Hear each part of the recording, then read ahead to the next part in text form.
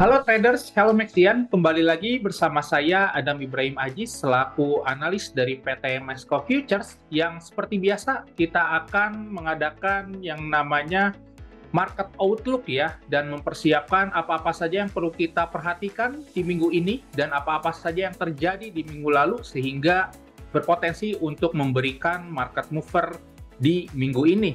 Kita tahu bahwa di hari Jumat kemarin US dollar ditutup dengan mengalami penguatan pasca adanya rilis data consumer sentiment ya, yang mana kita tahu bahwa Michigan Consumer Sentiment itu merupakan data yang memberikan kontribusi terhadap inflasi, yang which is itu mengadakan data yang cenderung meningkat ya secara value, dan ditambah lagi ada statement dari salah satu dewan Federal Reserve yang menyatakan bahwa beliau akan support mengenai kenaikan suku bunga 25 basis point di bulan Mei nanti.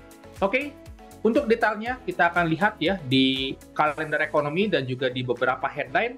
Namun sebelum itu kita akan fokus terlebih dahulu ya terhadap data apa saja yang perlu kita perhatikan di minggu ini yang berpotensi untuk memberikan market mover ya. Untuk di hari Senin ini, kita tidak begitu banyak data yang cenderung memberikan market mover ya, karena cenderung muted.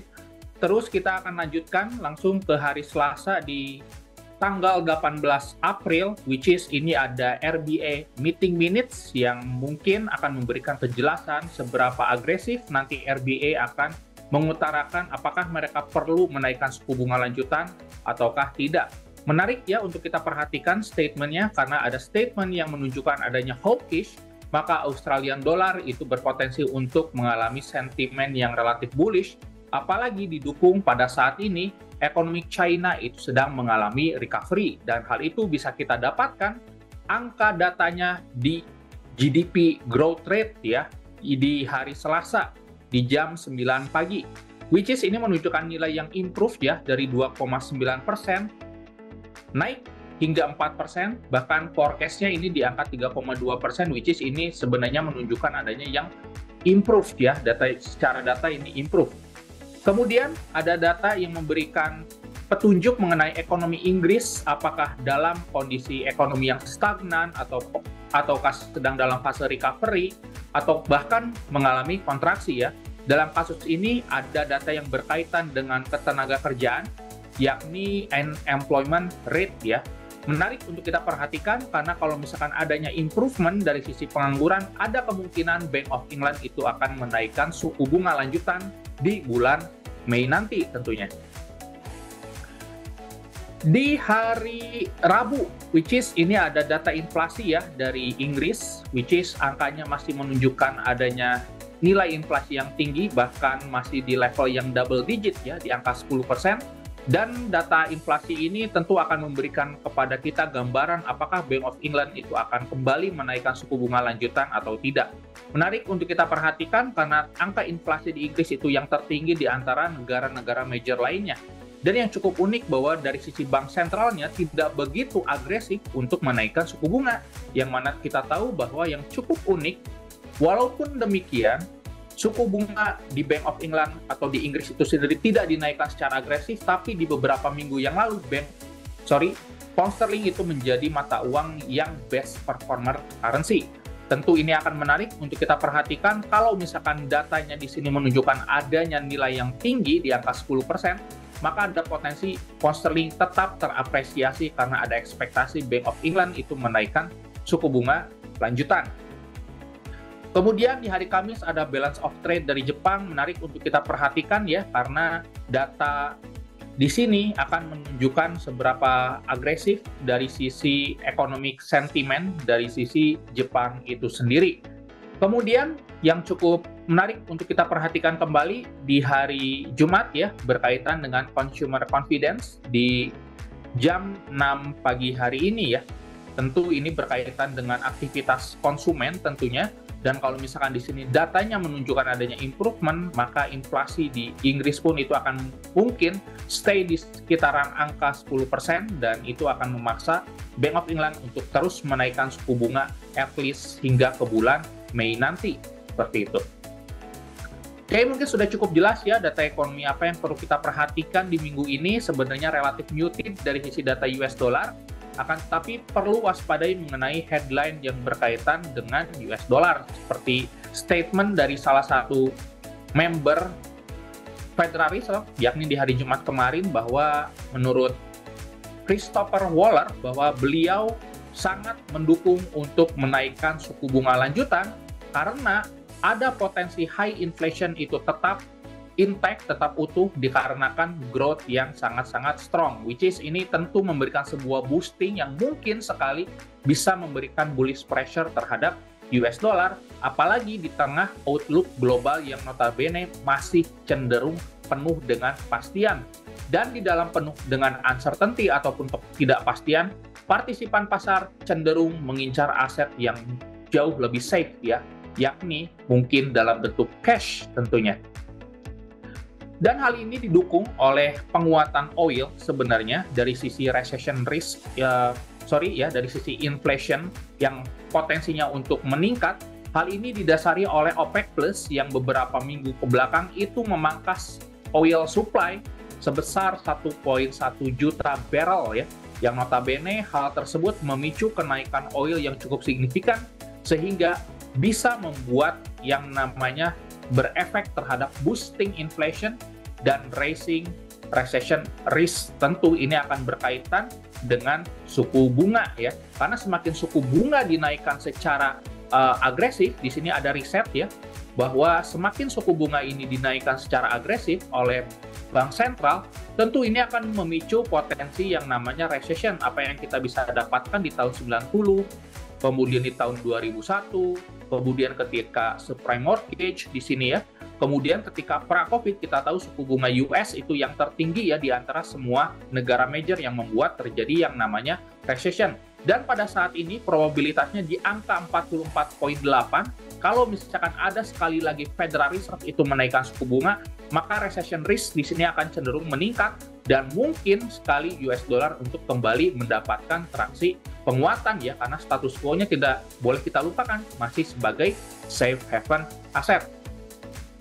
Dan yang perlu kita perhatikan juga bahwa di minggu ini merupakan minggu earning season dari beberapa saham yang terbesar ya, yang mungkin bisa kita katakan blue chip dari sisi US. Di hari Senin hingga hari Jumat penuh dengan perusahaan yang relatif besar ya, seperti di hari Selasa nanti ada dari sisi Bank of America, Goldman Sachs, kemudian di hari Rabu itu ada IBM, dan di hari Jumat ini berkaitan dengan PG ya, dan perusahaan-perusahaan yang tadi saya sebutkan itu ada di produk di Mexco Future tentunya. Tentu bagi rekan-rekan yang tidak tahu hubungannya earning season dengan US dollar, tentu bagi mereka yang memegang dalam bentuk saham, kalau misalkan sudah mendapatkan profit dalam bentuk US dollar, tentunya mereka akan meliquid posisinya sehingga akan ada pengkonversian dari profit bentuknya saham ke dalam bentuk US dollar, dan hal itu bisa berpotensi untuk membuat US dollar at least di sepanjang minggu ini itu mengalami sentimen yang relatif bullish, karena yang pertama adanya earning season, dan yang kedua mungkin sentimen dari statement Christopher Waller yang mungkin akan terekstensi hingga di minggu ini ya. Apalagi kalau misalkan kita lihat CME Fed Watch Tool bahwa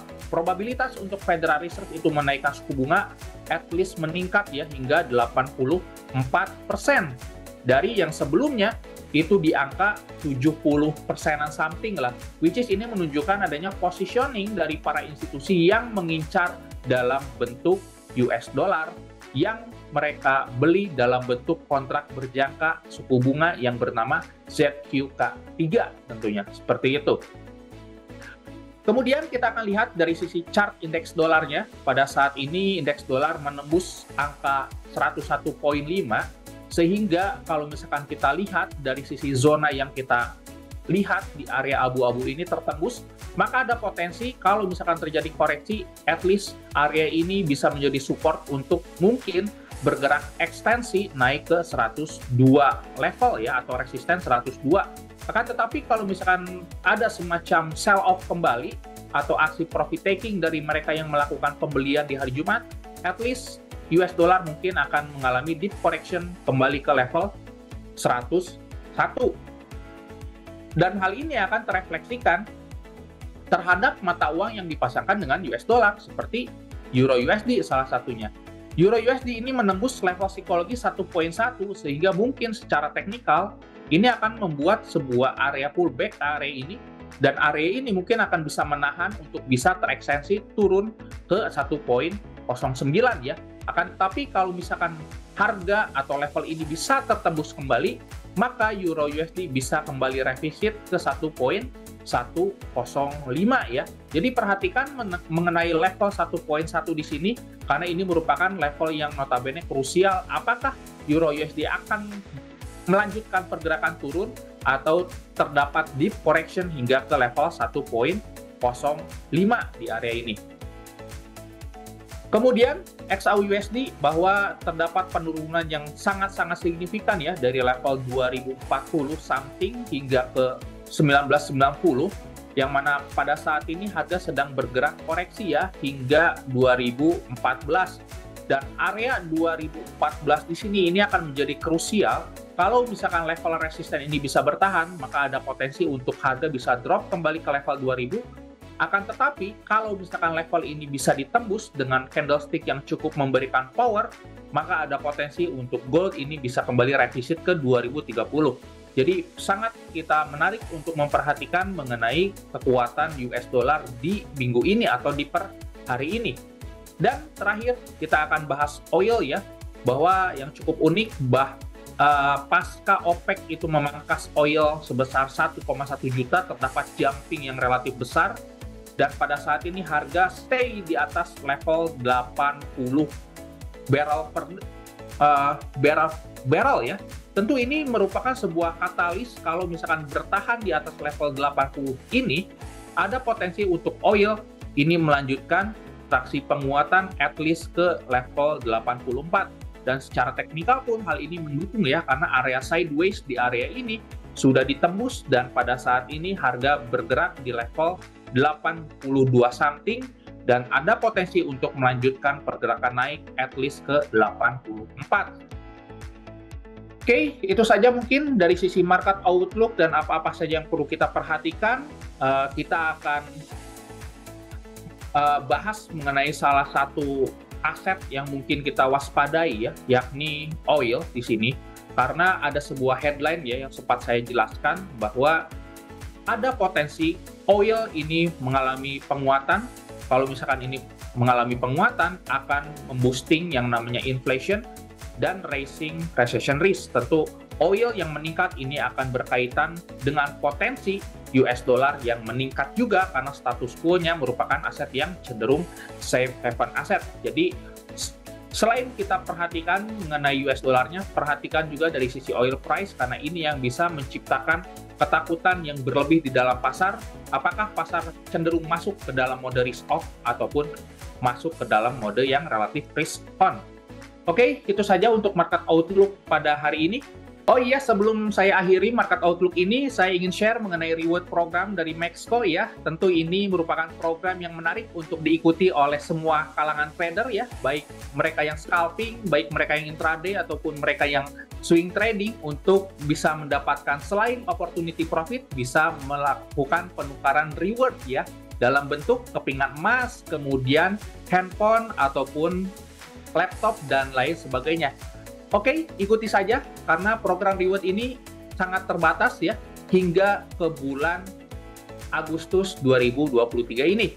So, stay tune dan jangan lupa untuk trade wise dan juga redeem rewardnya. Dan itu saja mungkin dari sisi update terhadap market dan program reward dari Mexco. Terima kasih Mexian, happy trading, safe trading. Assalamualaikum warahmatullahi wabarakatuh.